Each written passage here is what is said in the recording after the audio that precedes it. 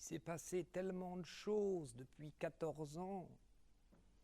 Si j'étais pas tellement contraint, obligé pour gagner ma vie, je vous le dis tout de suite, je supprimerais tout. Je ne laisserai pas passer une ligne. C'est sur ce quai-là, au 18, que mes bons parents firent de bien tristes affaires pendant l'hiver 92. Ça nous remet loin. C'était un magasin de mode, fleurs et plumes. Il y en avait en tout comme modèle que 3 chapeaux dans une seule vitrine. On me l'a souvent raconté. La scène a gelé cette année-là. Je suis né en mai. C'est moi le printemps. C'est pas le tout d'être entré de l'autre monde. On retrouve le fil des jours comme on l'a laissé à traîner par ici. Poisseux, précaire, il vous attend. J'ai tourné encore pendant des semaines et des mois tout autour de la place Clichy, d'où j'étais parti, et aux environs aussi, à faire des petits métiers pour vivre, du côté des Batignolles, paracomptable. Sous la chaleur des autos, juin venu, celle qui vous brûle la gorge et le fond du nez, presque comme chez Ford, je les regardais passer, passer encore pour me distraire, les gens filant vers leur théâtre ou le bois le soir.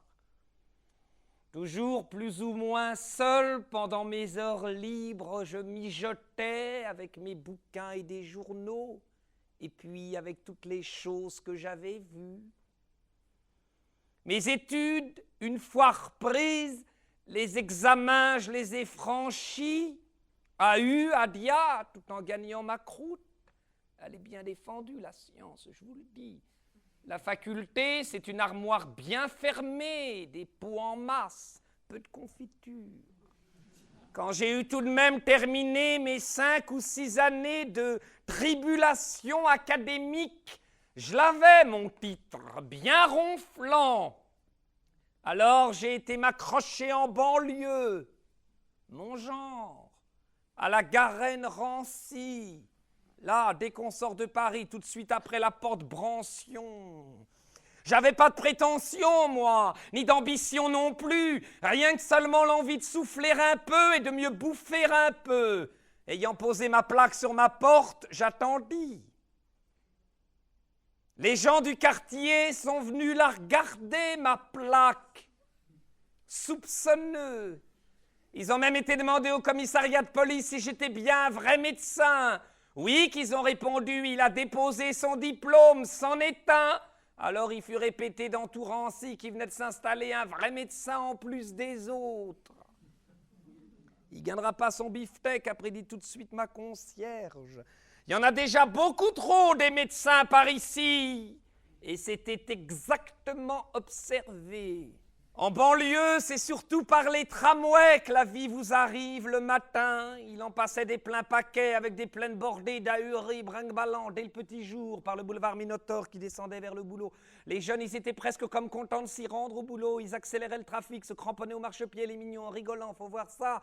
Mais quand on connaît la cabine téléphonique du bistrot, par exemple, si sale qu'on la prend toujours pour les chiottes, l'envie vous passe de plaisanter avec les choses sérieuses et avec Rancy en particulier. On se rend alors compte où qu'on vous a mis. Les maisons vous possèdent, toutes pisseuses qu'elles sont, plates façades, leur cœur est au propriétaire. Lui, on le voit jamais. Il n'oserait pas se montrer. Il envoie son gérant, la vache. On dit pourtant dans le quartier qu'il est bien aimable, le proprio, quand on le rencontre. Ça n'engage à rien. La lumière du ciel à Rancy, c'est la même qu'à Détroit. Du jus de fumée qui trempe la plaine depuis Levallois, des rebuts de bâtisses tenus par des gadous noirs au sol, les cheminées, des petites et des hautes, ça fait pareil de loin qu'au bord de la mer, les gros piquets dans la vase. Là-dedans, c'est nous.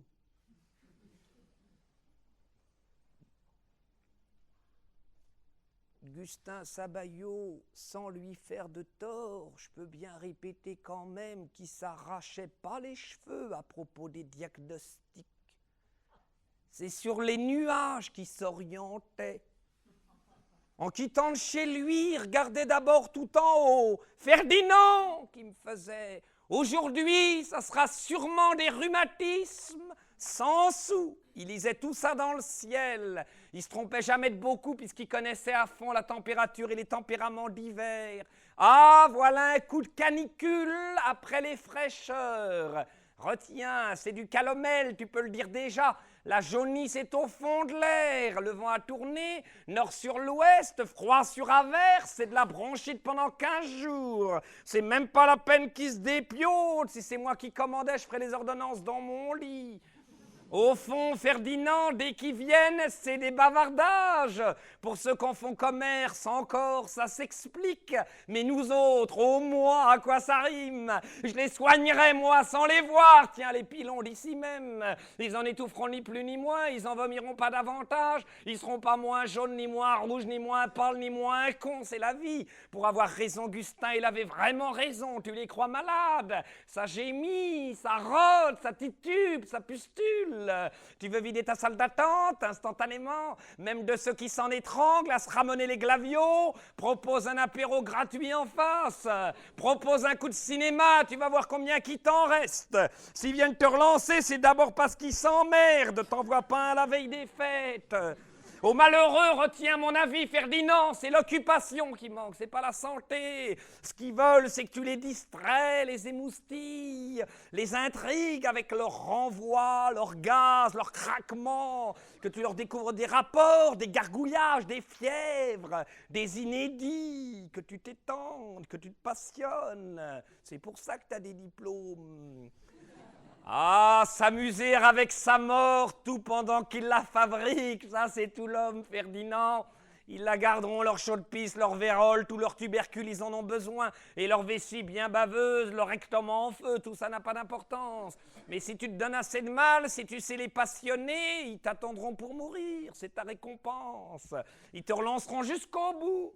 Quand la pluie rabattait un coup entre les cheminées de l'usine électrique, Ferdinand qu'il m'annonçait, voilà les sciatiques. S'il n'en vient pas 10 aujourd'hui, je veux bien rendre mon paplard au doyen. Mais quand la suie rabattait de nous vers l'est, qui est le versant le plus sec au-delà des fourbitronnelles, il s'écrasait une suie sur le nez. Je veux être enculé, tu m'entends? Si cette nuit même les pleurétiques crachent pas leurs caillots, merde à Dieu, je serai encore réveillé 20 fois. Des soirs, il simplifiait tout. Il montait sur l'escabeau, devant la colossale armoire aux échantillons. C'était la distribution directe, gratuite et pas solennelle de la pharmacie. Vous avez des palpitations, vous, l'haricot vert, qui demandait à la miteuse. Non, j'en ai pas. Vous avez des aigreurs, des pertes, un peu déjà? Oui, non. Alors 2 gouttes dans 2 litres d'eau, je pense, ça vous fera un bien énorme. Et les jointures, elles vous font mal? Pas d'hémorroïdes? À la selle, on y va? Oui, non. Des suppositoires pépettes, il proposait tous ces rayons. Il y en avait pour tous les dérèglements, toutes les diathèses et les manies. Un malade, c'est horriblement cupide. Du moment qu'il peut jeter une saloperie dans le cornet, il est content de se trisser. Il n'en demande pas davantage. Il a grand peur qu'on le rappelle. Au coup du cadeau, moi, Gustin, je l'ai vu rétrécir à 10 minutes des consultations qu'auraient duré au moins 2 heures, conduites avec des précautions. Il ne gagnera pas son beefsteak, après dit tout de suite ma concierge. Il y en a déjà beaucoup trop des médecins par ici. Faut avoir le courage des crabes aussi à Rancy, surtout quand on prend de l'âge et qu'on est bien certain d'en sortir jamais plus. Au bout du tramway, voici le pont Poisseux qui se lance au-dessus de la Seine, ce gros égout qui montre tout. Au long des berges, le dimanche et la nuit, les gens grimpent sur les tas pour faire pipi. Les hommes, ça les rend méditatifs de se sentir devant l'eau qui passe. Ils urinent avec un sentiment d'éternité, comme des marins. Les femmes, ça ne médite jamais, saine ou pas. Au matin, donc, le tramway emporte sa foule se faire comprimer dans le métro. On dirait aller voir tous s'enfuir de ce côté-là, qu'il leur est arrivé une catastrophe du côté d'Argenteuil, que c'est leur pays qui brûle. Après chaque aurore, ça les prend, ils s'accrochent par grappes aux portières, aux rambardes, grande déroute. C'est pourtant qu'un patron qu'ils vont chercher dans Paris. Celui qui vous sauve de crever de faim. Ils ont énormément peur de le perdre, les lâches. Il vous l'a fait transpirer, pourtant sa pitance, on en put pendant 10 ans et davantage. C'est pas donné. Et on s'engueule dans le tramway déjà, un bon coup pour se faire la bouche. Les femmes sont plus râleuses encore que des moutards. Pour un billet en resquille, elles feraient stopper toute la ligne. C'est vrai qu'il y en a qui sont déjà saoules parmi les passagères, surtout celles qui descendent au marché vers Saint-Ouen, les demi-bourgeoises. Combien les carottes qu'elles demandent bien avant d'y arriver pour faire voir qu'elles ont de quoi. Comprimés comme des ordures qu'on est dans la caisse en fer, on traverse tout ranci et on odore ferme, surtout quand c'est l'été. Aux fortifications, on se menace, on gueule un dernier coup, et puis on se perd de vue, le métro avale tous et tout, les complets détrempés, les robes découragées, les bas de soie, les maîtresses et les pieds sales comme des chaussettes. Col inusable et raide comme des termes, avortement en cours, glorieux de la guerre, tout ça dégouline par l'escalier. Au coltard, il fait niquer jusqu'au bout noir, avec le billet de retour qui coûte autant à lui tout seul que 2 petits pains. La lente angoisse du renvoi sans musique, toujours si près des retardataires, avec un certificat sec quand le patron voudra réduire ses frais généraux. Souvenir de crise à fleur de peau, de la dernière fois sans place, de tous les intransigeants qu'il a fallu lire. 5 sous, des attentes à chercher du boulot, des attentes à chercher du boulot. Ces mémoires vous étranglent un homme tout enroulé qui puisse être dans son par-dessus toute saison. La ville cache tant qu'elle peut ses foules de pieds sales dans ses longs égouts électriques. Ils ne reviendront à la surface que le dimanche. Alors, quand ils seront dehors, il ne faudra pas se montrer. Un seul dimanche, aller voir se distraire, ça suffirait à vous enlever pour toujours le goût de la rigolade. Moi, je m'étais trouvé pour la pratique un petit appartement au bord de la zone, d'où j'apercevais bien les glacis et l'ouvrier toujours qui est dessus, à regarder rien, avec son bras dans un gros coton blanc, blessé du travail, qui sait plus quoi faire et quoi penser, puis qui n'a pas assez pour aller boire et se remplir la conscience. Molly avait eu bien raison, je commençais à la comprendre. Les études, ça vous change ? Ça fait l'orgueil d'un homme. Faut bien passer par là pour entrer dans le fond de la vie. Avant, on tourne autour seulement. On se prend pour un affranchi, mais on bute dans des riens. On rêve de trop. On glisse sur tous les mots. Mais ce n'est pas ça. Ça, ce n'est rien que des intentions. Des apparences, il faut autre chose au résolu. Avec la médecine, moi, pas très doué, pourtant, je m'étais pourtant bien rapproché des hommes, des bêtes, de tout. Maintenant, il n'y avait plus qu'à y aller carrément dans le tas. La mort court après vous, faut se dépêcher, et puis il faut manger aussi pendant qu'on cherche, et passer en dessous la guerre par-dessus le marché. Ça fait bien des choses à accomplir. C'est pas commode. En attendant, quant aux malades, il en venait pas baiser. Faut le temps de démarrer, qu'on me disait, pour me rassurer. Le malade, pour l'instant, c'était surtout moi. Il n'y a guère plus lamentable que la garenne rancie, trouvais-je, quand on n'a pas de clients. On peut le dire, faudrait pas penser dans ces endroits-là. Et moi qui étais venu justement pour penser tranquille, et de l'autre bout de la terre encore, je tombais bien, petit orgueilleux. C'est venu sur moi, noir et lourd. Il n'y avait pas de quoi rire, et ça m'a plus lâché. Un cerveau, c'est tyran comme il n'y a pas. En bas de chez moi demeurait Bézin, le petit brocanteur, qui me disait toujours, quand je m'arrêtais devant chez lui, « Faut choisir, docteur, jouer aux courses ou bien prendre l'apéritif. C'est l'un ou l'autre, on ne peut pas tout faire. Moi, c'est l'apéro que je préfère, j'aime pas le jeu. » Celui qu'il préférait d'apéritif, c'était la gentiane cassis, pas méchant d'habitude, et puis du piccolo, pas très gentil. Quand il allait au ravitaillement, à la foire aux puces, il restait des 3 jours dehors. En expédition, comme il appelait ça. On le ramenait. Alors il prophétisait, l'avenir je vois comment qui sera, ce sera comme une partouze qui n'en finira plus, avec du cinéma entre. Il n'y a qu'à voir comment on sait déjà. Il voyait même plus loin dans ces cas-là. Je vois aussi qu'ils boiront plus. Je suis le dernier, moi, qui boit dans l'avenir. Faut que je me dépêche. Je connais mon vice. Tout le monde toussait dans ma rue. Ça occupe. Pour voir le soleil, il faut monter au moins jusqu'au Sacré-Cœur à cause des fumées. De là, alors, c'est un beau point de vue. On se rend bien compte que dans le fond de la plaine, c'était nous et les maisons où on demeurait. Mais quand on cherche en détail, on ne les retrouve pas, même la sienne, tellement c'est laid. Et pareillement laid, tout ce qu'on voit, plus au fond encore, c'est toujours la Seine à circuler comme un grand glaire en zigzag d'un pont à l'autre. Quand on habite à Rancy, on ne se rend même plus compte qu'on est devenu triste. On n'a plus envie de faire grand-chose, voilà tout. À force de faire des économies sur tout, à cause de tout, toutes les envies vous sont passées. Pendant des mois, j'ai emprunté de l'argent par-ci, par-là. Les gens étaient si pauvres et si méfiants dans mon quartier qu'il fallait qu'il fasse nuit pour qu'ils se décident à me faire venir. Moi, le médecin pas cher, pourtant, j'en ai parcouru ainsi des nuits à chercher des 15 francs et des 10 à travers des courettes sans lune. J'en ai parcouru ainsi des nuits à chercher des 15 francs et des 10 à travers des courettes sans lune. Au matin, la rue devenait comme un grand tapis de tambours battus. Ce matin-là, j'ai rencontré Bébert qui gardait la loge de sa tante partie dehors aux commissions. Lui aussi soulevait un nuage du trottoir avec son balai, Bébert. Qui ferait pas sa poussière dans ces endroits-là sur les 7 heures passerait pour un fameux cochon dans sa propre rue.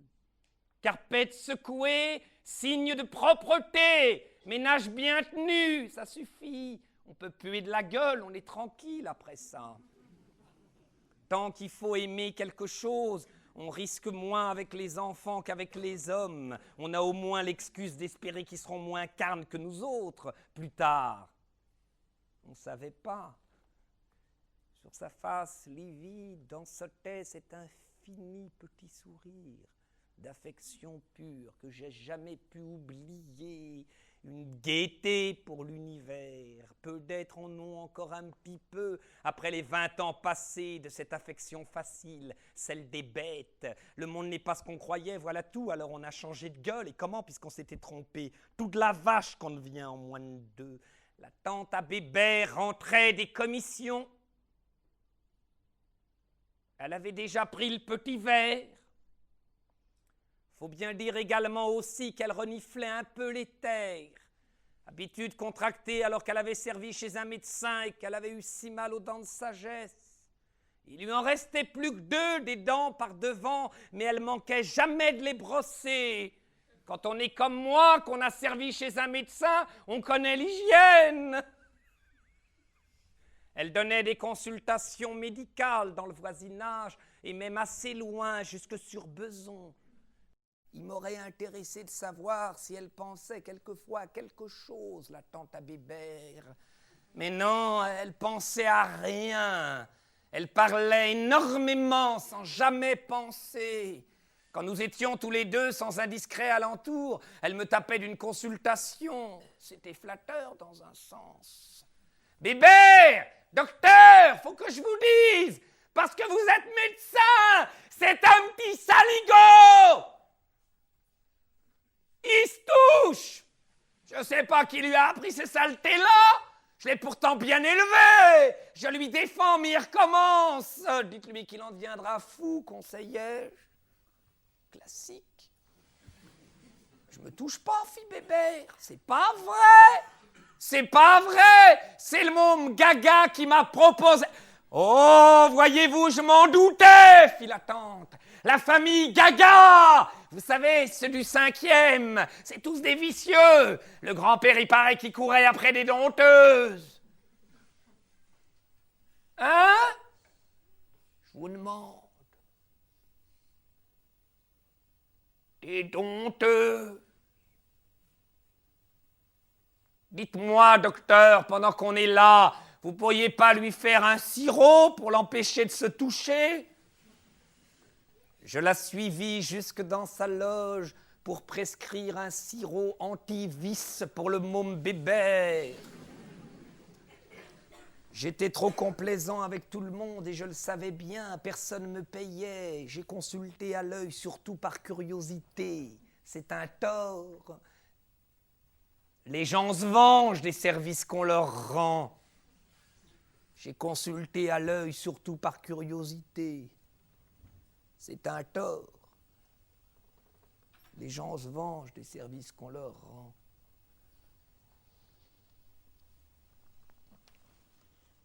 En m'en allant, je pense tout de même à Bébert. Faut le sortir, cet enfant. Il sort pas assez. Où voulez-vous qu'on aille? Je peux pas aller bien loin avec ma loge. Allez, emmenez-le au moins jusqu'au parc avec lui le dimanche. Mais il y a encore plus de poussière. Et il ne monte qu'ici au parc. On est les uns sur les autres. Sa remarque est pertinente. Je cherche un autre endroit à lui conseiller. Timidement, je propose le cimetière. Le cimetière de la Garenne-Rancy, c'est le seul espace un peu boisé, d'un peu détendu dans la région. Tiens, c'est vrai, j'y pensais pas, on pourrait peut-être y aller. Bébert revenait justement. Hé, toi, Bébert, est-ce que ça te plairait d'aller te promener au cimetière le dimanche? Il faut que je lui demande, docteur. Parce que même pour les promenades, il a sa vraie tête de cochon. Bébert, justement, n'a pas d'opinion, mais l'idée plaît à la tante et ça suffit. Elle a un faible pour les cimetières, la tante, comme tous les Parisiens. On dirait à ce propos qu'elle va se mettre enfin à penser. Elle examine le pour et le contre. Aux fortifications, c'est trop voyou. Au parc, il y a décidément trop de poussière. Tandis qu'au cimetière, c'est vrai, c'est pas mal. Et puis les gens qui viennent se promener là le dimanche, c'est plutôt des gens convenables et qui se tiennent. Puis ce qui est bien pratique surtout, c'est qu'au retour, on peut faire ses commissions en rentrant par le boulevard de la Liberté où il y a encore des boutiques d'ouvertes le dimanche. Elle a conclu Bébert, va-t'en reconduire le docteur chez Madame Enrouille. Tu sais où qu'elle demeure, hein, Madame Enrouille? Bébert sait où tout est, pourvu que ça soit l'occasion d'une vadrouille, si j'étais pas tellement contraint.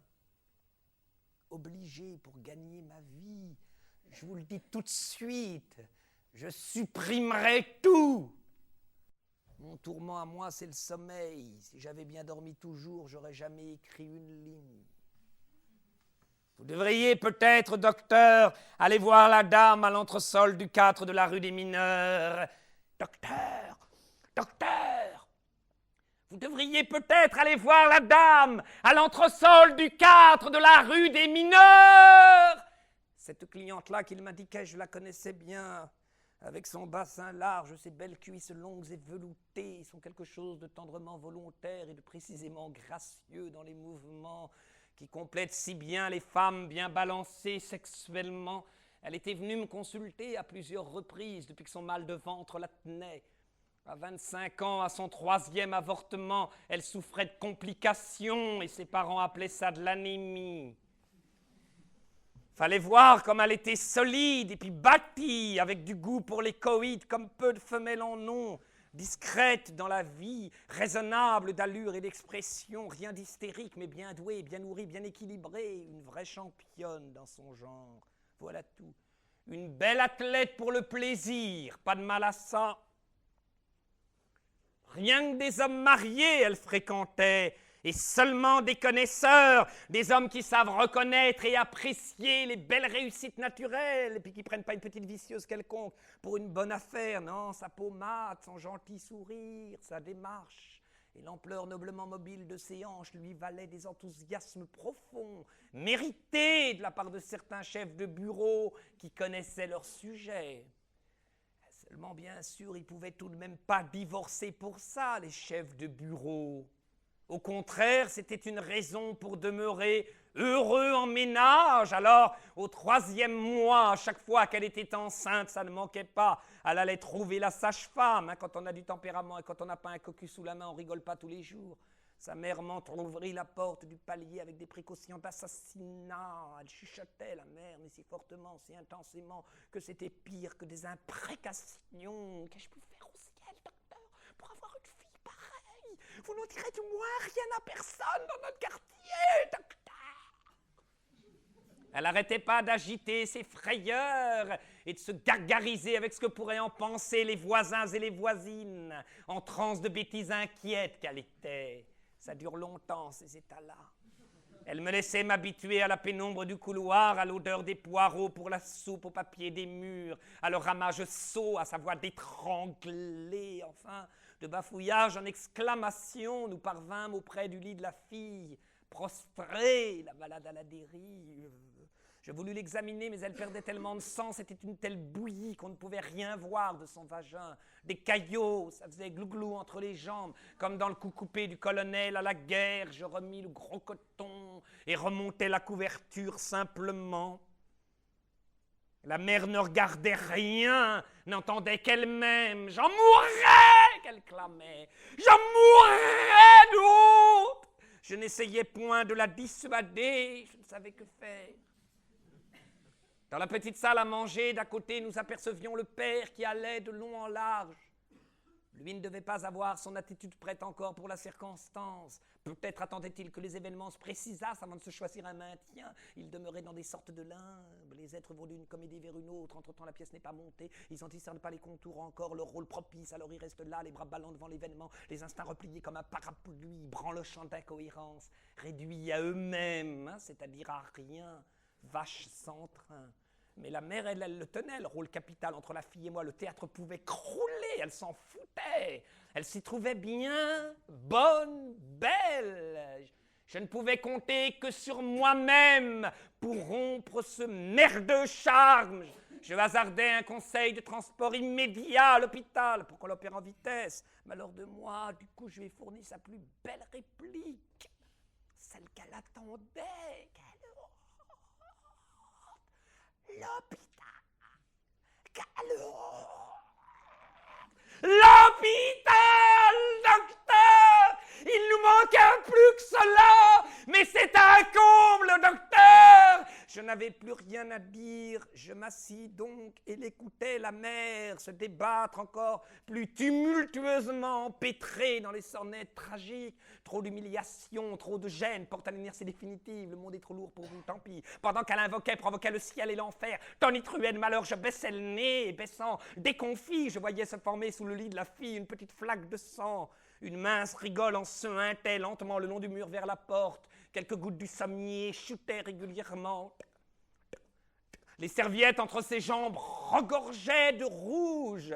Je demandais tout de même à voix timide si le placenta était expulsé déjà, tout entier. Les mains de la fille, pâles et bleuâtres, pendaient au bout de chaque côté du lit, rabattues.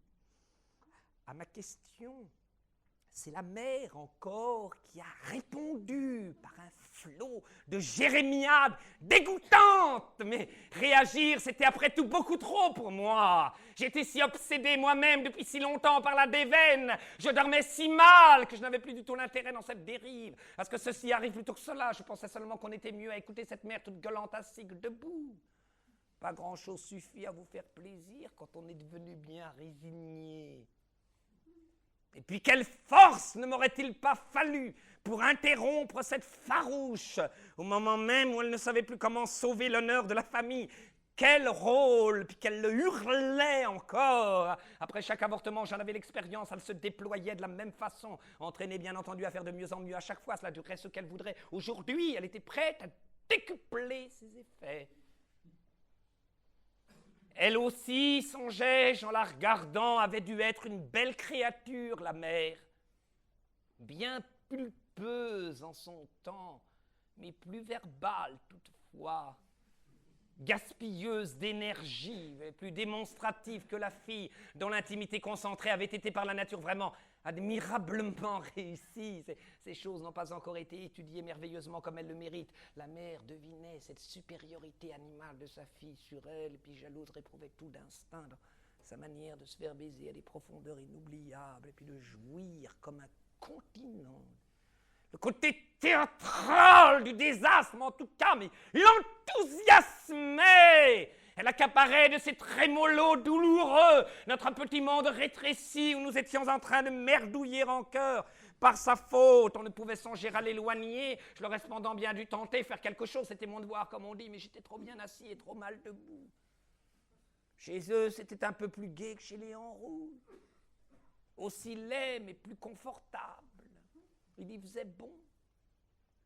Pas sinistre comme là-bas, seulement vilain, tranquillement.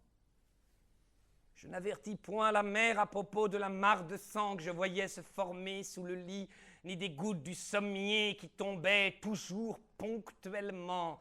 La mère aurait crié encore plus fort et m'aurait pas écouté davantage. Hein. Elle en finirait jamais de se plaindre et de s'indigner. Elle était vouée. Autant se taire et regarder dehors par la fenêtre les velours gris du soir, prendre déjà la venue d'en face, maison par maison, les petites et puis les autres, les grandes enfin sont prises, et puis les gens qui s'agitent parmi de plus en plus faibles, équivoques, troubles, hésitants d'un trottoir à l'autre avant d'aller verser dans le noir. Si cette mère avait pris un petit temps pour souffler ou même un grand moment de silence, on aurait pu au moins se laisser aller à renoncer à tout, à essayer d'oublier qu'il fallait vivre, mais elle me traquait si je lui donnais un lavement. Docteur, qu'en pensez-vous? Je ne répondis ni par oui ni par non, mais je conseillais une fois de plus, puisque j'avais la parole, l'envoi immédiat à l'hôpital. D'autres glapissements encore plus aigus, plus déterminés, plus stridents. Réponse, rien à faire. Je me dirigeais lentement le long du mur vers la porte en douceur. L'ombre à présent nous séparait du lit. Je ne discernais presque plus les mains de la fille posées sur les draps à cause de leur pâleur semblable. Surtout, me recommanda-t-elle, docteur Transi, promettez-moi que vous ne direz rien à personne dans notre quartier. Vous me le jurez, docteur. Elle me suppliait. Je promettais tout ce qu'on voulait. Je tendis la main. Ce fut 20 francs. Elle referma sur moi la porte peu à peu. En bas, la tante à Bébert m'attendait avec sa tête de circonstance. Ça va pas alors? Qu'elle s'enquérait, je compris qu'elle m'avait attendu là pendant plus d'une demi-heure déjà pour toucher sa commission d'usage. 2 francs, que je n'échappe pas. Et chez les Enrouille alors, ça a marché, voulut-elle savoir. Elle espérait toucher un pourboire pour cela aussi. Ils m'ont pas payé, ai-je répondu. C'était vrai, son sourire figé se transformant en mou à la tante. Elle me suspectait, c'était pas malheureux de pas savoir se faire payer. Comment voulez-vous que les gens vous respectent? On paye comptant au jour d'aujourd'hui, ou jamais. C'était exact aussi. Je filais. J'avais mis mes haricots à cuire avant de partir. C'était le moment, la nuit tombée, d'aller acheter mon lait. Pendant la journée, les gens avaient le sourire quand ils me croisaient avec ma bouteille. Forcément, pas de bonne. Et puis l'hiver a traîné. S'est étalé pendant des mois et des semaines encore. On n'en sortait plus de la brume et de la pluie au fond de tout. Les malades ne manquaient pas, mais il n'y en avait pas beaucoup qui voulaient ou qui pouvaient payer. La médecine, c'est ingrat. Quand on se fait honorer par les riches, on a tout d'un larbin. Par les pauvres, on a tout du voleur. Des honoraires, en voilà un mot. Ils en ont déjà pas assez pour bouffer, aller au cinéma, les malades. Faut-il leur en prendre encore du pognon pour faire des honoraires avec? Surtout dans le moment juste où ils tournaient de l'œil. C'est pas commode. On laisse aller, on devient gentil et puis on coule. De temps en temps, j'achetais des œufs par-ci, par-là, mais mon régime essentiel, en somme, c'était les légumes secs. Ils mettent longtemps à cuire. Je passais des heures à surveiller leur ébullition dans ma cuisine après ma consultation. Et comme je demeurais au premier, j'avais de cet endroit un beau panorama d'arrière-cour. Les arrière-cours, c'est des oubliettes des maisons en série. J'ai eu bien du temps à moi pour la regarder, la mienne d'arrière-cour. Et surtout pour l'entendre. Il y a un bout à tout, c'est pas toujours la mort, c'est souvent assez pire, surtout quand il y a des enfants. Là viennent chuter, craquer, rebondir les caries. Les appels des 20 maisons en pourtour. Jusqu'aux petits oiseaux des concierges en désespoir qui moisissaient en pépiant après le printemps, qui ne reverraient jamais dans leur cage, auprès des cabinets qui sont groupés, les cabinets là dans le fond d'ombre, avec leurs portes toujours déglinguées et ballantes. sentent ivrognes, mâles et femelles, peuplent ces briques et farcissent l'écho de leurs querelles vantardes et de leurs jurons incertains et débordants. Après les déjeuners du samedi, surtout, c'est le moment intense dans la vie des familles. Des verres plein le nez, on se défie.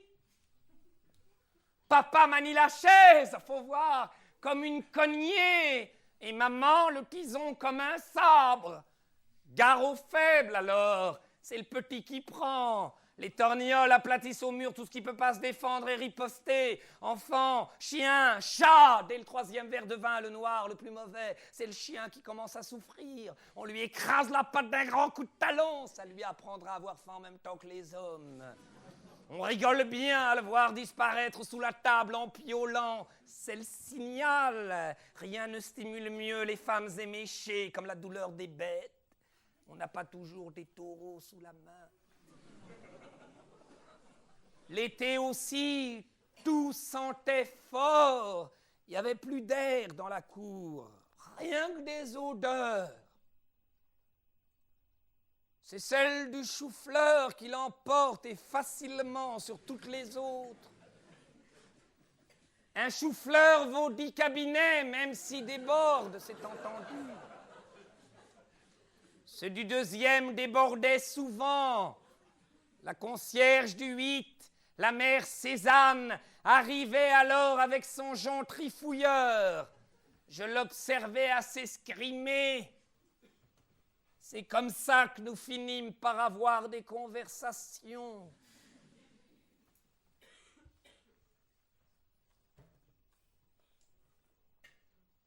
Si j'étais à votre place, docteur, en douce, je débarrasserais les femmes qui sont enceintes. Il y en a des femmes qui font la vie dans ce quartier-ci, c'est à ne pas y croire. Et elles ne demanderaient pas mieux que de vous faire travailler, moi je vous le dis. Et c'est meilleur qu'à vous occuper des petits employés pour leurs varices. Surtout que ça, c'est du content. La mère Cézanne avait un grand mépris d'aristocrate qui lui venait je ne sais d'où pour tous les gens qui travaillent. Jamais contents, les locataires. On dirait des prisonniers. Faut qu'ils fassent de la misère à tout le monde. Un jour, c'est le gaz qui fuit, un autre jour, c'est les cabinets qui se bouchent. C'est leurs lettres qu'on leur ouvre. Toujours à la chicane. Toujours emmerdant, quoi. Il y en a même un qui m'a craché dans son enveloppe du terme. Vous voyez ça? Même à déboucher les cabinets, elle devait souvent renoncer, la mère Cézanne, tellement c'était difficile. Je sais pas ce qu'ils mettent dedans, mais il faudrait pas d'abord qu'elle sèche. Ils vous préviennent toujours trop tard. Ils font exprès d'abord. Où j'étais avant, il a même fallu faire fondre un tuyau, tellement c'était dur. Ah, je sais pas ce qu'ils peuvent bouffer. C'est de la double. Si j'étais pas tellement contraint, obligé pour gagner ma vie, je vous le dis tout de suite, je supprimerais tout. J'ai trop fait naître de haine.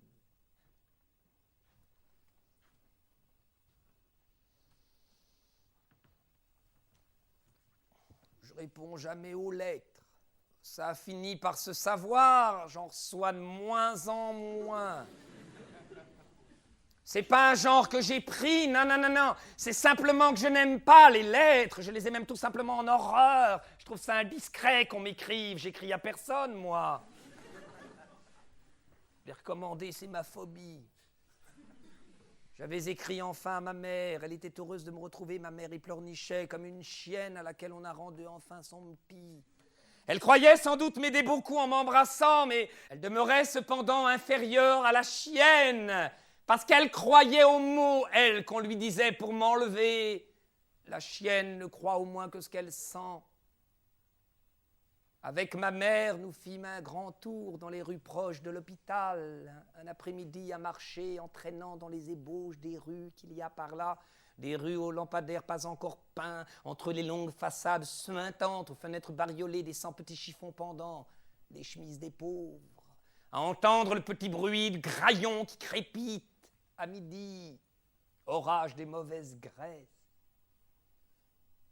Dans le grand abandon mou qui entoure la ville, là où le mensonge de son luxe vient suinter et finir en pourriture. La ville montre à qui veut le voir son grand derrière en boîte à ordures. Il y a des usines qu'on évite en promenant, qui sentent toutes les odeurs, les unes à peine croyables, et où l'air d'alentour se refuse à puer davantage. Tout près moisit la petite fête foraine entre deux hautes cheminées inégales. Ces chevaux de bois dépeints sont trop coûteux pour ceux qui les désirent. Pendant des semaines entières, souvent, petits morveux rachitiques, attirés, repoussés, retenus à la fois, tous les doigts dans le nez, par leur abandon, la pauvreté, la musique. Tout se passe en effort pour éloigner la vérité de ces lieux qui revient pleurer sans cesse sur tout le monde. On a beau faire, on a beau boire, et du rouge encore, épais comme de l'encre. Le ciel reste ce qu'il est là-bas, bien refermé dessus comme une grande mare pour les fumées de la banlieue. Par terre, la boue vous tire sur la fatigue. Et les côtés de l'existence sont fermés aussi, bien clos, par des hôtels et des usines. C'est déjà des cercueils, les murs de ce côté-là. Lola bien partie, Musine aussi. Je n'avais plus personne. C'est pour ça que j'avais fini par écrire à ma mère, question de voir quelqu'un. À 20 ans, je n'avais déjà plus que du passé.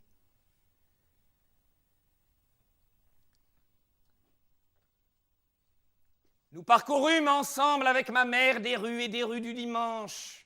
Elle me racontait les choses menues de son commerce, ce qu'on disait autour d'elle de la guerre, que c'était triste, la guerre, épouvantable même, et qu'avec beaucoup de courage, nous finirions tous par en sortir. Les tuer, pour elle, c'était rien que des accidents, comme aux courses, sinon qu'à bien se tenir, on ne tombait pas. En ce qui la concernait, elle n'y découvrait dans la guerre qu'un grand chagrin nouveau, qu'elle essayait de ne pas trop remuer. Il lui faisait comme peur, ce chagrin. Il était comblé de choses redoutables qu'elle ne comprenait pas. Elle croyait au fond que les petites gens de sa sorte étaient faits pour souffrir de tout, que c'était leur rôle sur la terre, et que si les choses allaient récemment aussi mal, ça devait tenir encore en grande partie à ce qu'ils avaient dû commettre bien des fautes accumulées, les petites gens. Ils avaient dû faire des sottises, sans s'en rendre compte, bien sûr, mais tout de même, ils étaient coupables. Et c'était déjà bien gentil qu'on leur donne ainsi, en souffrant, l'occasion d'expier leur indignité.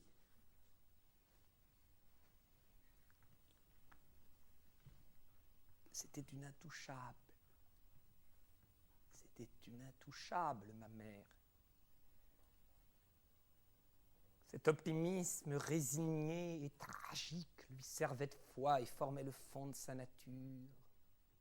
Nous suivions tous les deux les rues à l'empire sous la pluie. Les petits frênes gardent longtemps leurs gouttes aux branches en bordure en hiver, tremblantes dans le vent.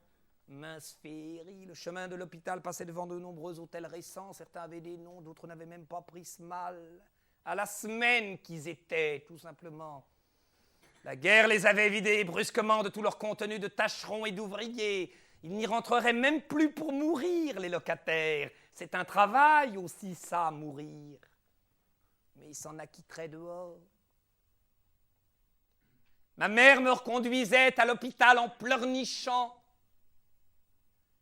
Elle acceptait l'accident de ma mort. Non seulement elle consentait, mais elle se demandait si j'avais autant de résignation qu'elle-même.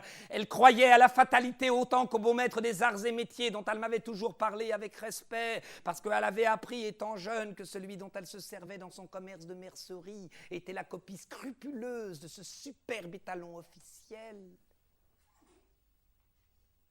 Entre les lotissements de cette campagne déchue, existaient encore quelques champs et cultures de ci, de là, et même accrochés à ces bribes, quelques vieux paysans coincés entre les maisons nouvelles.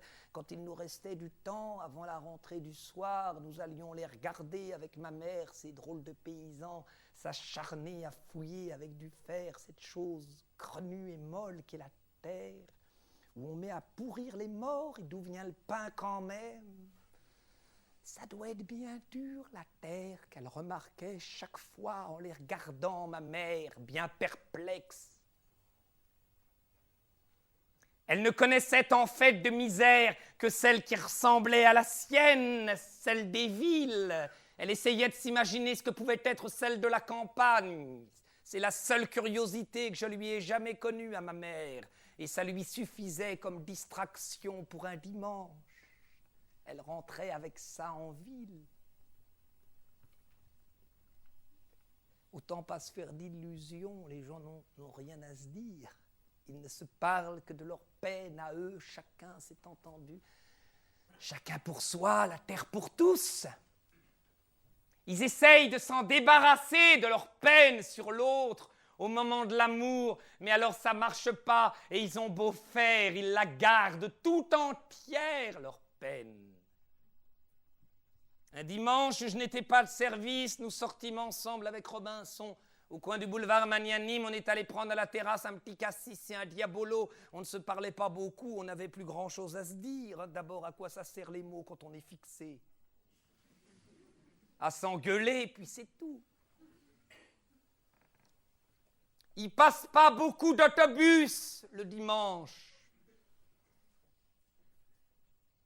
De la terrasse, c'est presque un plaisir de voir le boulevard tout net, tout reposé, lui aussi devant soi.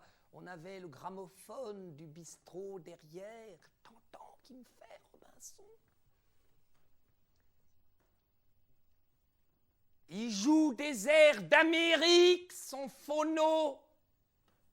Je les reconnais, ces airs-là, moi, c'est les mêmes qu'on jouait à Détroit, chez Molly. Pendant 2 ans qu'il avait passé là-bas, il n'était pas entré bien avant dans la vie des Américains, seulement il avait été comme touché quand même par leur espèce de musique, où ils essayent eux aussi d'oublier leur lourde accoutumance et la peine écrasante de faire tous les jours la même chose, avec laquelle ils se dandinent avec la vie qui n'a pas de sens, un peu pendant que ça joue, des ours. Ici, là-bas, il n'en finissait pas son cassis à réfléchir à tout ça. Un peu de poussière s'élevait de partout. Autour des platanes vadrouillent les petits enfants, barbouillés et ventrus, attirés eux aussi par le disque. Personne ne lui résiste au fond à la musique. On n'a rien à faire avec son cœur, on le donne volontiers. Faut entendre au fond de toutes les musiques l'air sans notes fait pour nous, l'air de la mort. Quelques boutiques ouvrent encore le dimanche par entêtement. La marchande de pantoufles sort de chez elle et promène en bavardant d'une devanture voisine à l'autre ses kilos de varices après les jambes. Au kiosque, les journaux du matin pendent, avachis et jaunes un peu déjà, formidable artichaut de nouvelles en train de rancir. Un chien dessus fait pipi, vite! La gérante somnole, un autobus avide fonce vers son dépôt. Les idées aussi finissent par avoir leur dimanche. On est encore plus ahuri que d'habitude. On est là, vide, on en bavrait. On est content, on n'a rien à causer parce qu'au fond, il ne vous arrive plus rien. On est trop pauvre, on aurait peut-être dégoûté l'existence, ça serait régulier. Tu vois pas un truc pour sortir de mon métier qui me crève? Il émergeait de sa réflexion. Je voudrais m'en sortir de mon business, comprends-tu, Ferdinand? J'en ai marre, moi, de me crever comme un mulet. Je voudrais aller me promener, Ferdinand. Tu connais pas quelqu'un qui aurait besoin d'un chauffeur par hasard? T'en connais pourtant du monde, toi! C'était des idées du dimanche. Des idées de gentleman qu'il prenait. Je n'osais pas le dissuader, lui insinuer qu'avec une tête d'assassin besogneux comme la sienne, personne ne lui confierait jamais son automobile. Qu'il conserverait toujours un trop drôle d'air, avec ou sans livret, des pas encourageants, somme, qu'il a conclu alors. Je m'en sortirai donc jamais, c'est donc même plus la peine que j'essaye. En Amérique, je n'ai pas assez vite que tu disais. En Afrique, c'est la chaleur qui me crevait. Ici, je ne suis pas assez intelligent. Mais tout ça, je me rends compte, c'est du bourre-mou. Oh, si j'avais du pognon, tout le monde me trouverait bien gentil. Ici, là-bas, en Amérique même, et toi-même. C'est-il pas vrai ce que je dis là? Et toi-même? Ce qui nous manque, c'est une petite maison de rapport avec 6 locataires qui payent bien. C'est effectivement vrai, répondit. Il n'en revenait pas d'être arrivé tout seul à cette conclusion majeure. Alors il me regarda drôlement, comme s'il me trouvait tout à coup un air inouï dégueulasse. Mais dis donc, toi, t'as le bon bout. Tu vends tes bobards aux crevards, et pour le reste, tu t'en fous. T'es pas contrôlé, rien. T'arrives et puis tu pars quand tu veux. T'as la liberté, en somme. T'as l'air gentil, mais t'es une belle vache, tout dans le fond, Ferdinand. T'es une belle vache. T'es injuste. Nous voici encore seuls. Tout cela est si lent, si lourd, si triste. Bientôt je serai vieux et ce sera enfin fini. Il est venu tant de monde dans ma chambre. Ils ont dit des choses, ils m'ont pas dit grand-chose. Ils sont partis. Ils sont devenus vieux, misérables et lents, chacun dans un coin du monde. Hier, à 8h, Madame Bérange, ma concierge, est morte. Une grande tempête s'élève de la nuit. Tout en haut, nous sommes, la maison tremble. C'était une douce et fidèle et gentille amie. Demain, on l'enterre rue des Saules. Elle était vraiment vieille, tout au bout de la vieillesse. Je lui ai dit dès le premier jour, quand elle a toussé, ne vous allongez pas, surtout. Restez assise dans votre lit. Je me méfiais. Et puis voilà. Et puis tant pis. J'ai pas toujours pratiqué la médecine. Cette merde. Je vais leur écrire qu'elle est morte à ceux qui m'ont connu, qui l'ont connue. Où sont-ils? Je voudrais que la tempête fasse encore bien plus de boucan, que les toits s'écroulent, que notre maison disparaisse, que le printemps ne revienne plus. Elle savait, Madame Bérange, que tous les chagrins viennent dans les lettres. Je ne sais plus à qui écrire. Tous ces gens sont loin, ils ont changé d'âme pour mieux trahir, mieux oublier, parler toujours d'autre chose. Vieille Madame Bérange, son chien qui louche, on l'emmènera, on le prendra. Tout le chagrin des lettres depuis 20 ans bientôt s'est arrêté chez elle. Il est là dans l'odeur de la mort récente, l'incroyable aigre goût. Il vient d'éclore, il est là. Il rôde, il nous connaît, nous le connaissons à présent, il ne s'en ira plus jamais, il faut éteindre le feu dans la loge. À qui vais-je écrire? Je n'ai plus personne. Plus un être pour recueillir doucement l'esprit gentil des morts, pour parler après ça plus doucement aux choses, courage pour soi tout seul. Sur la fin, ma vieille Bignole, elle ne pouvait plus rien dire, elle étouffait. Elle me retenait par la main. Le facteur est entré, il l'a vu mourir. Un petit hoquet, c'est tout. Bien des gens sont venus chez elle autrefois pour me demander où sont-ils. Ils sont repartis loin, très loin dans l'oubli, se chercher une âme. Le facteur a ôté son képi. Je pourrais dire, moi, toute ma haine. Je sais, je le ferai plus tard s'ils ne reviennent pas. J'aime mieux raconter des histoires. J'en raconterai de telles qu'ils reviendront exprès pour me tuer des 4 coins de la terre. Alors ce sera fini et je serai bien content.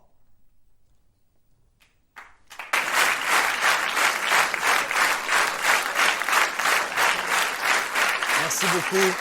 Merci infiniment. Merci de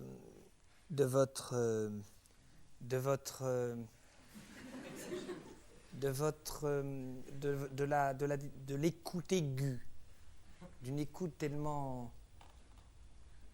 forte qu'elle que je me suis trompé une fois ou deux, alors que je l'ai joué des fois et des fois et des fois, et que ça m'a repermis de replonger en me disant, comme ça on peut s'appuyer un peu sur les effets, on se dit bon bah en gros quoi, ça y est quoi. Et puis tout d'un coup, il y a une trahison très curieuse, c'est celle que tu cherches de toutes tes forces, comment restituer l'œuvre, comment ne pas trahir ce souffle, comment être dans ce rythme avec eux, avec ce que ça a d'impur. Imaginons que la plus grande des puretés serait une lecture avec une personne, par exemple une femme, un homme, ça dépend, mais une femme que vous seriez totalement fou amoureux et vous lui disiez comme ça quelque chose, rien que pour elle, et puis les nuances viendraient, et puis tout serait dans le rythme, au lieu de charger la phrase d'un tas de grosses intentions théâtrales, la phrase, par sa force. Ceci étant dit, dans des cas comme ça, si la fille est dans le même état, elle n'écouterait pas non plus, donc finalement, c'est pas intéressant ça non plus. Alors, le problème, c'était ça ce soir, c'était de se dire, tiens, il y a une nouveauté en moi qui ressurgit grâce à eux, et puisque c'est un drôle de... Vous savez que les gens, c'est pas du bidon de dire qu'au début, ils sont souriants, puis qu'à la fin... Alors, j'avais promis un soir, c'est une histoire vraie, de faire un petit... Après 1h05, il faut être clair, il faut détendre. Autant moi, parce que je vous assure qu'au bout d'1h05, même les plus Télérama...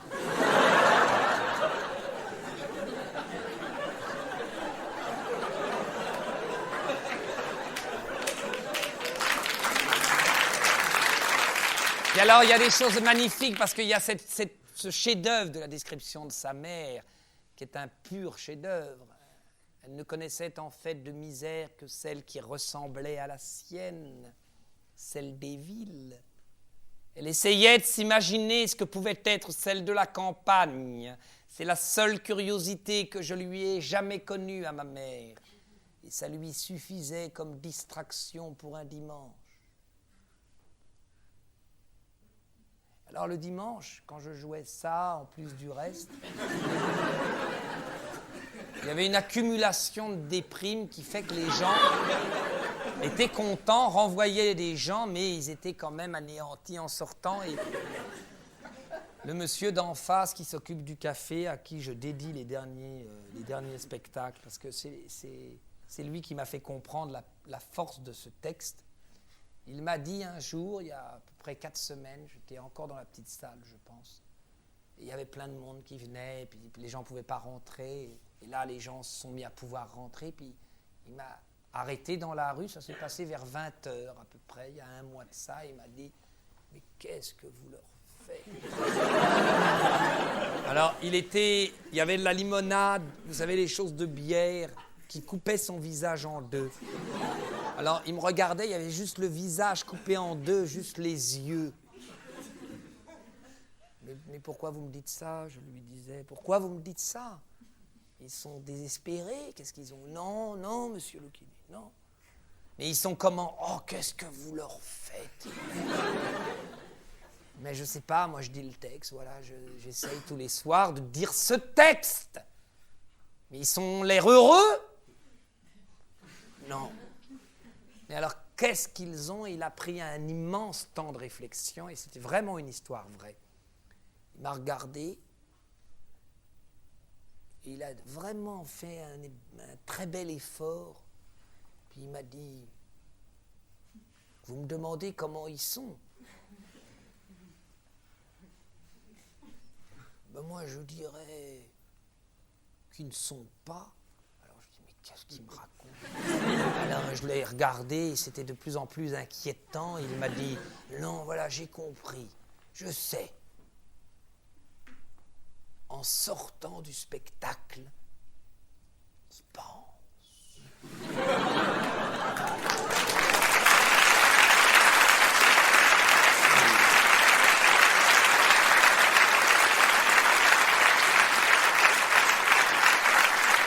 Voilà.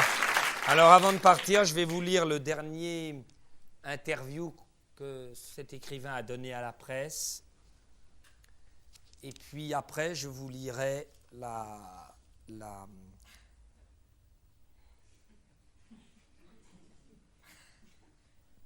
presque la quintessence du désastre. Monsieur Louis-Ferdinand Céline, est-ce que... Y a-t-il des personnages exemplaires à vos yeux? C'est un interview qu'il a donné quelques années avant sa mort. Non, parce que c'est toujours des choses magnifiques. Je n'ai pas du tout envie d'être magnifique, aucune envie de tout ça. J'ai envie d'être un retraité qu'on ignore. Non, je tiens de ma mère une modestie, une insignifiance absolue. Alors, mais absolue. Ce qui m'intéresse, c'est d'être ignoré complètement. J'ai un goût animal pour le retrait. Oui, Boulogne me plairait assez. Boulogne-sur-Mer, des pays où personne ne va jamais. Les dernières commissions qui lui ont été données, c'était de soigner une femme.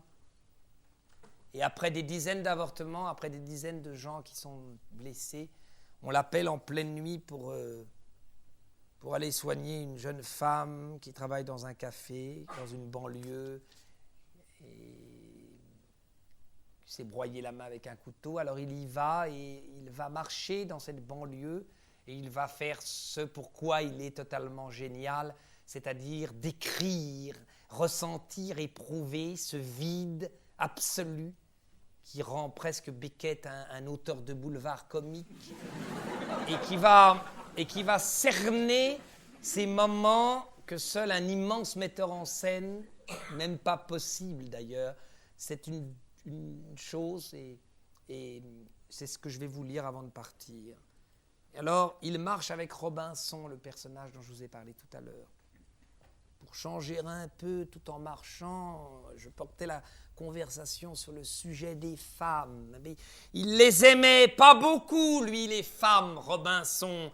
Moi, tu sais, je m'en passe des femmes qui le disaient avec leur beau derrière, leurs grosses cuisses, leur bouche en cœur et leur ventre, dans lesquels il y a toujours quelque chose qui pousse, tantôt des mômes, tantôt des maladies.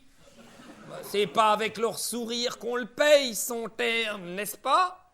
Même moi, dans mon gourbi, si j'en avais une de femme, j'aurais beau montrer ses fesses au propriétaire. Le 15 du mois, ça lui ferait pas me faire une diminution. C'était l'indépendance qui était son faible à Robinson. Le patron du bar Matrodin en avait déjà assez de nos apartés et de nos petits complots dans les coins. Robinson, les verres, nom de Dieu, qu'il commanda, c'était moi qui vais vous les laver. C'était la fête, décidément. Matrodin éprouvait 1000 difficultés à finir de compter sa caisse, ça l'agaçait. Les Arabes partirent, sauf les deux qui sommeillaient encore contre la porte. Qu'est-ce qu'ils attendent, ceux-là? La bonne, qu'il me répond le patron. Ça va, les affaires? Que je demande alors pour dire quelque chose. Oh, comme ça, c'est dur. Tenez, docteur, voilà un fonds que j'ai acheté 60 billets comptant avant la crise. Il faudrait bien que je puisse en tirer au moins 200. Vous vous rendez compte? C'est vrai que j'ai du monde, mais c'est surtout des Arabes. Alors ça boit pas, ces gens-là. Ça n'a pas encore l'habitude. Faudrait que j'ai des Polonais. Ça, docteur, ça boit, les Polonais, on peut le dire.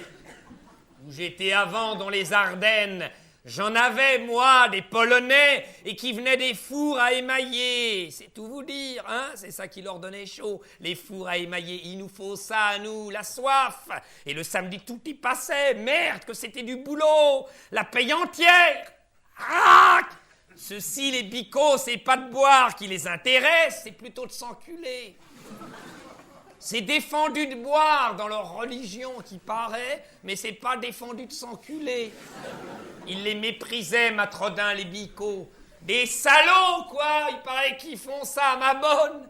C'est des enragés. Hein? En voilà des idées. Docteur, je vous demande, Le patron Matrodin comprimait de ses doigts courts les petites poches séreuses qu'il avait sous les yeux. Comment vont les reins? Que je lui demandais en le voyant faire. Je le soignais pour les reins. On ne prend plus de sel au moins. Encore de l'albumine, docteur. J'ai fait faire l'analyse avant-hier au pharmacien. Oh, mais je m'en fous, moi, de crever, qu'il ajoutait. D'albumine ou d'autre chose. Mais ce qui me dégoûte, c'est de travailler comme je travaille à petit bénéfice.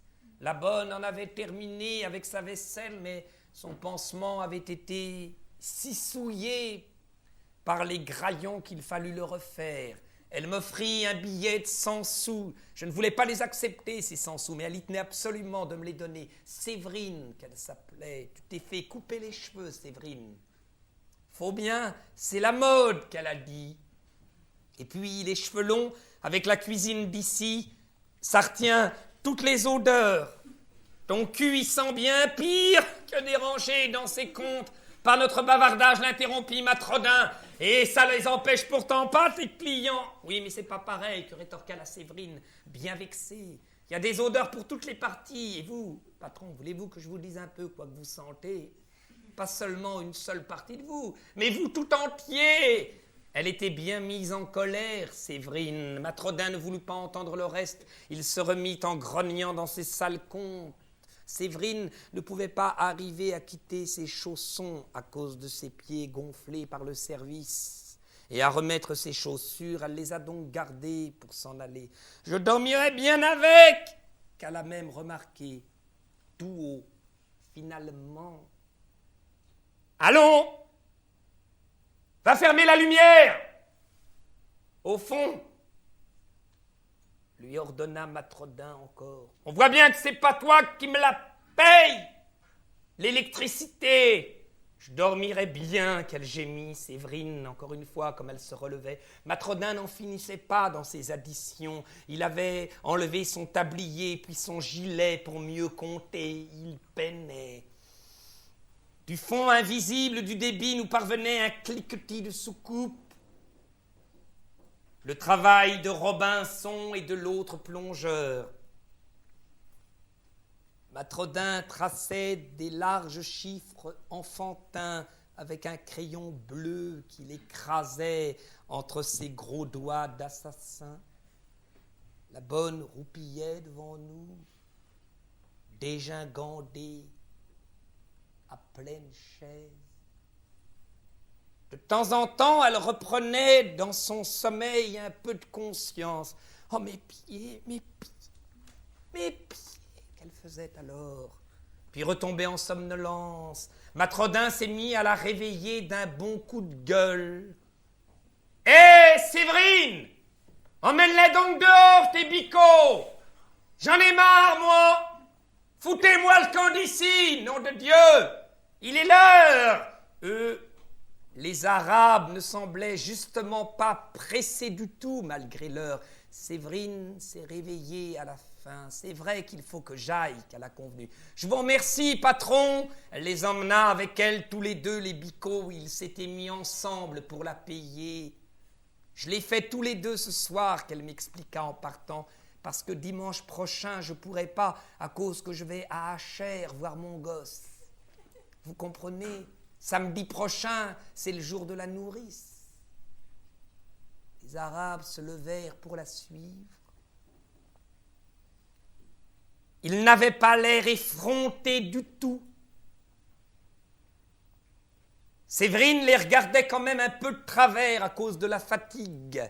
Moi, je ne suis pas de l'avis du patron, j'aime mieux les bicots, moi. C'est pas brutal comme les Polonais, les Arabes, mais c'est vicieux.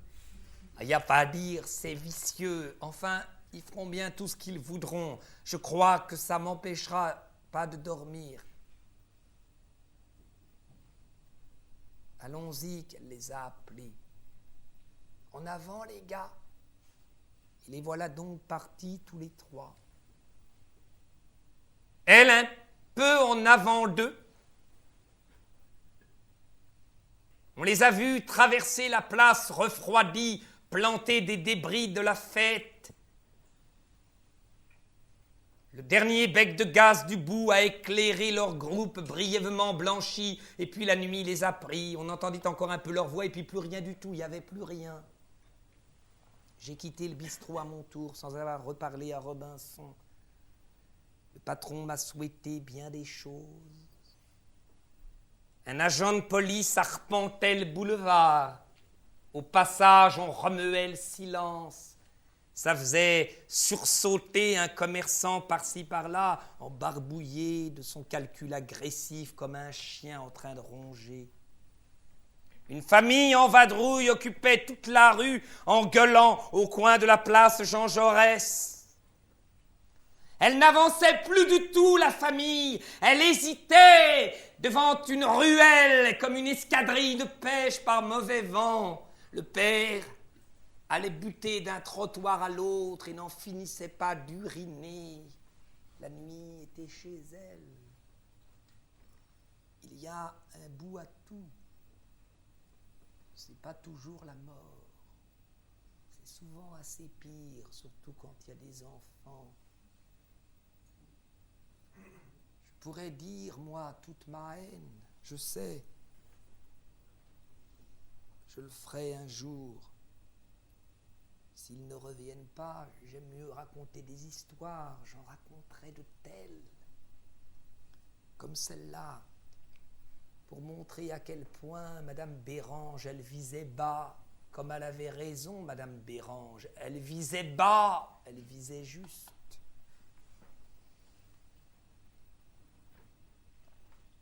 Si j'étais pas tellement contraint, obligé pour gagner ma vie, je vous le dis tout de suite, je supprimerais tout. Je ne laisserais pas passer une ligne. Je passais bien des jours à attendre qu'il arrive ce qui arrivait de temps à autre au bout des séances ménagères.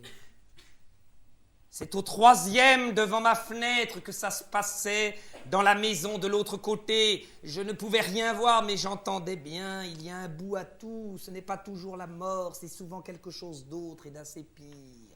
Surtout avec les enfants. Ils demeuraient là, ces locataires. Juste à la hauteur de la cour où l'ombre commence à pâlir. Quand ils étaient seuls, le père et la mère, les jours où ça arrivait, ils se disputaient d'abord longtemps et puis survenait un long silence. Ça se préparait. On en avait après la petite fille d'abord. On la faisait venir. Elle le savait. D'après sa voix, elle devait avoir dans les 10 ans. J'ai fini par comprendre après bien des fois ce qu'ils lui faisaient tous les deux. Ils l'attachaient d'abord. C'était long à l'attacher. Comme pour une opération, ça les excitait. Petite charogne, qu'il jurait lui. Petite salope, qu'elle faisait la mère. On va te dresser, salope, qui criaient ensemble, puis des choses qui lui reprochaient en même temps, des choses qu'il devait imaginer. Il devait l'attacher après les montants du lit. Pendant ce temps-là, l'enfant se plaignotait comme une souris prise au piège. « T'auras beau faire, petite vache, tu couperas pas, qu'elle reprenait la mère. Puis, avec toute une bordée d'insultes, comme pour un cheval, tout excité. « Tais-toi, maman. » Que répondait la petite doucement. « Tais-toi, maman. Bats-moi, maman. Mais tais-toi, maman. » Elle n'y coupait pas et elle prenait quelque chose comme raclée. J'écoutais jusqu'au bout pour être bien certain que je ne me trompais pas, que c'était bien ça ce qui se passait. Je ne pouvais pas fermer la fenêtre non plus. J'étais bon à rien. Je ne pouvais rien faire. Je restais à écouter seulement comme toujours, partout. Cependant, je crois qu'il me venait des forces à écouter ces choses-là, des forces d'aller plus loin, des drôles de forces. Et la prochaine fois, alors, je pourrais descendre encore plus bas la prochaine fois, écouter d'autres plaintes que je n'avais pas encore entendues ou que j'avais du mal à comprendre avant, parce qu'on dirait qu'il y en a encore toujours au bout des autres, des plaintes encore qu'on n'a pas encore entendues ni comprises, quand ils l'avaient tellement battue qu'elle ne pouvait plus hurler, leur fille. Elle criait encore un petit peu quand même à chaque fois qu'elle respirait, d'un petit coup, J'entendais l'homme alors qui disait à ce moment-là « Viens toi, grande, et viens vite, par ici. Viens par là, et viens par là !» Tout heureux. C'était à la mère qu'il parlait comme ça. Et puis la porte d'à côté claquait derrière eux. Un jour, c'est elle qui lui a dit, je l'ai entendu, je t'aime, Julien, tellement que je te boufferais ta merde, même si tu faisais des étrons gros comme ça. C'est ainsi qu'ils faisaient l'amour, tous les deux, que m'a expliqué leur concierge. Dans la cuisine, ça se passait, contre l'évier. Autrement, ils n'y arrivaient pas. C'est peu à peu que j'ai appris toutes ces choses-là sur eux dans la rue. Quand je les rencontrais tous les trois ensemble, il n'y avait rien à remarquer. Ils se promenaient comme une vraie famille. Lui, le père, je l'apercevais encore quand je passais devant l'étalage de son magasin au coin du boulevard Poincaré, dans la maison de chaussures pour pieds sensibles, où il était premier vendeur. Madame Bérange, elle visait bas, elle visait juste. Vous n'aimez vraiment pas les hommes, monsieur Céline. Mais dites-nous vraiment, sincèrement, qu'est-ce que vous diriez aux hommes? Qu'est-ce que vous diriez d'eux? La dernière phrase. Ils étaient lourds. Puis quand ils veulent faire léger, ils pèsent terriblement. Mais l'amour, quand même, monsieur Céline. Oh, il subsiste en vous toujours un petit peu de curiosité, de réserve pour le côté du derrière. On se dit qu'il vous apprendra plus rien le derrière, qu'on n'a plus une minute à perdre à son sujet, et puis on recommence encore une fois, cependant, rien que pour en avoir le cœur net, qu'il est bien vide. Et on apprend tout de même quelque chose de neuf à son égard. Ça suffit à vous remettre en train d'optimisme. On se remet à penser, on pense plus clairement qu'avant. On se remet à espérer alors qu'on n'espérait plus du tout. Alors fatalement, on y retourne au derrière pour le même prix. En somme, toujours des découvertes dans un vagin pour tous les âges. Comme nous lisions nombre de journaux cochons, on en connaissait des trucs et des adresses pour baiser dans Paris. Faut bien avouer que c'est amusant, les adresses. On se laisse entraîner. Même moi qui avais connu le passage des Bérézinets et connu bien des complications dans le genre cochon, la partie des confidences me semblait jamais tout à fait épuisée. Il subsiste en vous toujours un petit peu de curiosité, de réserve pour le côté du derrière. On se dit qu'il vous apprendra plus rien le derrière, qu'on n'a plus une minute à perdre à son sujet. Puis on recommence encore une fois, cependant, rien que pour en avoir le cœur net, qu'il est bien vide, et on apprend tout de même quelque chose de neuf à son égard. Bon, que je raconte ce qui s'est passé. Nous partîmes un jour avec 3 locataires à la recherche d'une aventure à bon marché. C'était expéditif grâce aux relations de Pomone qui tenait office, lui, de tout ce qui peut se désirer en façon d'ajustement et de compromis érotique dans son quartier des Batignolles. Son registre à Pomone abondait d'invitations à tous les prix. Il fonctionnait, ce providentiel, sans faste aucun, au fond d'une courette, dans un mince logis si peu éclairé qu'il fallait pour s'y guider autant de tact et d'estime que dans une piscetière inconnue. Plusieurs tentures qu'il fallait écarter vous inquiétaient avant de l'atteindre, ce proxénète assis, toujours dans un faux demi-jour pour aveu. À cause de cette pénombre, je ne l'ai à vrai dire jamais observé tout à fait à mon aise, Pomone. Et bien que nous ayons longuement collaboré et qu'il m'ait fait toutes sortes de dangereuses confidences, je serais bien incapable de le reconnaître en enfer. Il me souvient seulement que les amateurs furtifs dans son salon se tenaient toujours fort convenablement. Pas de familiarité entre eux, on peut le dire, de la réserve même. Comme chez une espèce de dentiste qui n'aimerait pas du tout le bruit, non plus que la lumière. C'est grâce à un étudiant que j'ai fait sa connaissance à Pomone. Il fréquentait chez lui, l'étudiant, pour se constituer un petit casuel, doté qu'il était le vénard d'un pénis formidable. On le convoquait, l'étudiant, pour animer avec ce polar fameux des soirées bien intimes en banlieue. Surtout les dames lui faisaient fête, celles qui ne croyaient pas qu'on puisse en avoir une grosse comme ça. Divagation de petite fille surpassée. Dans les registres de la police, il avait un nom, un pseudonyme terrible. Je préfère raconter des histoires.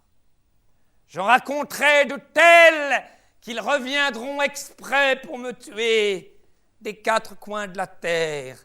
Alors ce sera fini et je serai bien content. Merci beaucoup.